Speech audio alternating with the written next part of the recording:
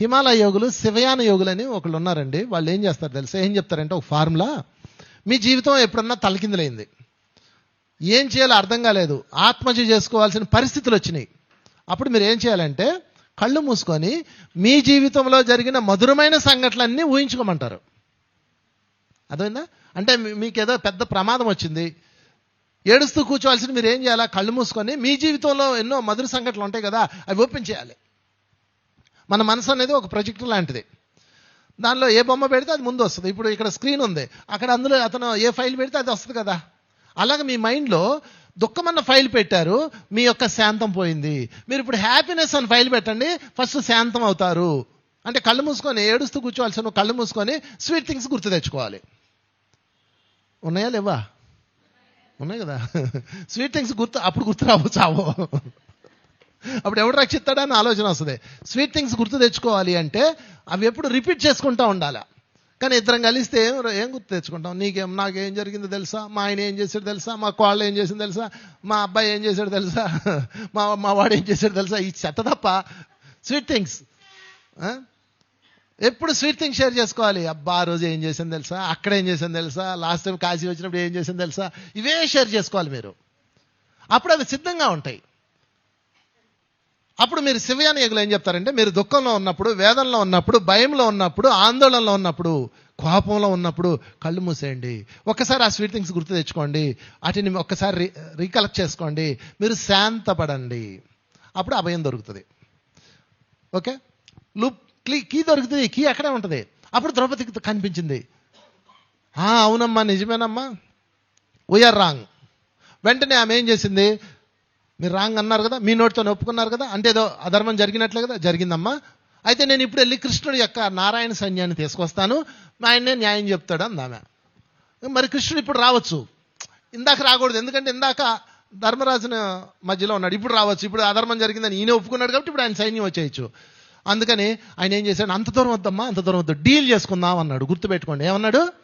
Deal. తెలివైనోడు ఎప్పుడు deal చేసుకుంటాడు, తెలివి తక్కువ యుద్ధం చేస్తాడు. వెంటనే ద్రౌపది ఏమని తెలుసా? లేదు లేదు, నువ్వు సావాల్సిందే అనలా. మీరు కనుక ఏదో భర్తతో గొడవ అయినప్పుడు, లేదు లేదు నేను పుట్టింటికి వెళ్ళాల్సిందే పెట్టి పట్టుకొని వెళ్తారు, వాడికి బంపర్ ఆఫర్ ఇస్తారు మీరు.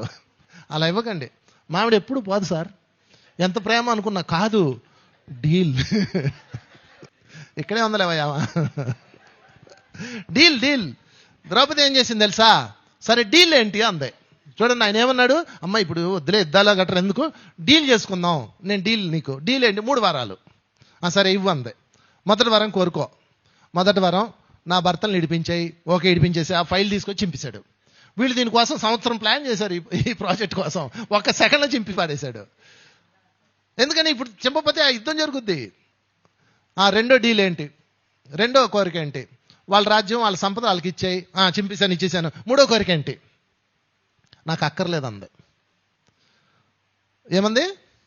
నాకు అక్కర్లేదు. అదేంటమ్మా, 3 ఇస్తానన్నాను కదా, 3వది కూడా అడగమ్మా, నా పరువు పోద్దమ్మా. నాకు అక్కర్లేదయ్యా, నువ్వే ఉంచుకో. నేనే ఇప్పుడు మహారాణి అయిపోయాను, నా రాజ్యం వచ్చింది, నా సంపదలు వచ్చింది, నేను మహారాణి అయిపోయాను, నాకెందుకు అందే. మనమైతే ఏం చేస్తామంటే కొసరు కూడా అడుగుతాం. చిన్నప్పుడు నేను బెల్లం కొట్టుకెళ్ళి మా అమ్మ బెల్లం తెమ్మనేది. కేజీ బెల్లం ఇచ్చాక కొసరు అనేవాడు. వాడు నాకు సీరియస్ గురించి ఇంత మొక్కెట్టాడు. నా దాకా ఎందుకండి, మీరేమన్నా అమాయకులా?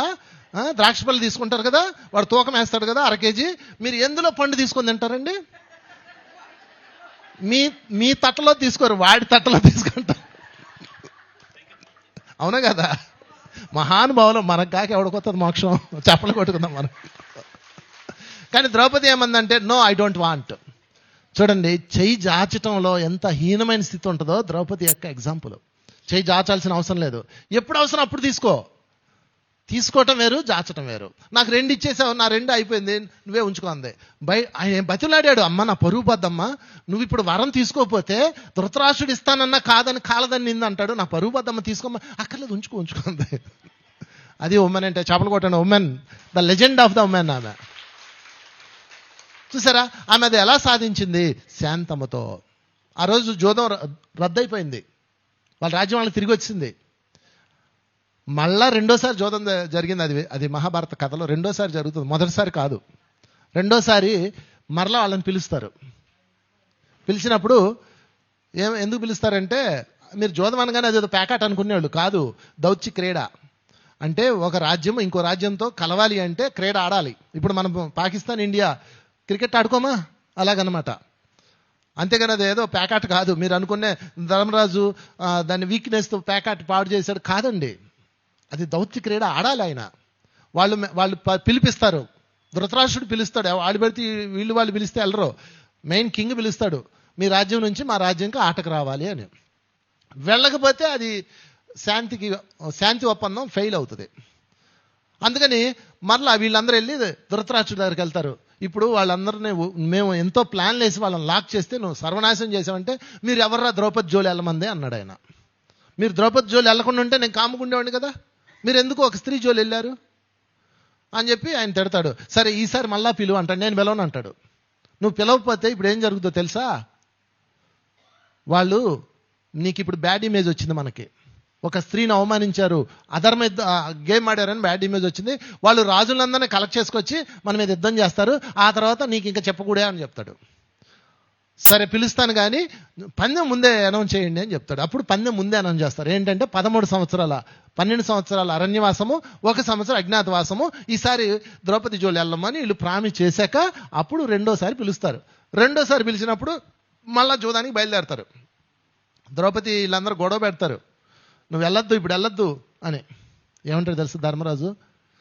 పిచ్చోళ్ళారా, ఇది ఆల్రెడీ విధిలిఖితము, నేను వెళ్ళి ఓడిపోయేస్తాను, పెట్టేబెడ సర్దుకొని రెడీగా ఉండండి అంటాడు. అంటే ఆయనకు ముందే తెలిసిందంతా. నీ లైఫ్లోకి పదే ఒకటి వస్తుందంటే ఇది డిజైన్, విధిలిఖితం. దాన్ని ఎదుర్కోవడానికి సిద్ధంగా ఉండు, తప్పించుకోవద్దు, కర్మను తప్పించుకోవద్దు. అయితే కర్మను ఎదుర్కో, లేదా దగ్గం చేయి, రెండు. సో అప్పుడు రెండోసారి వెళ్తాడు, ఓడిపోతాడు. వీళ్ళందరూ కలిసి ఫారెస్ట్కి వెళ్తారు.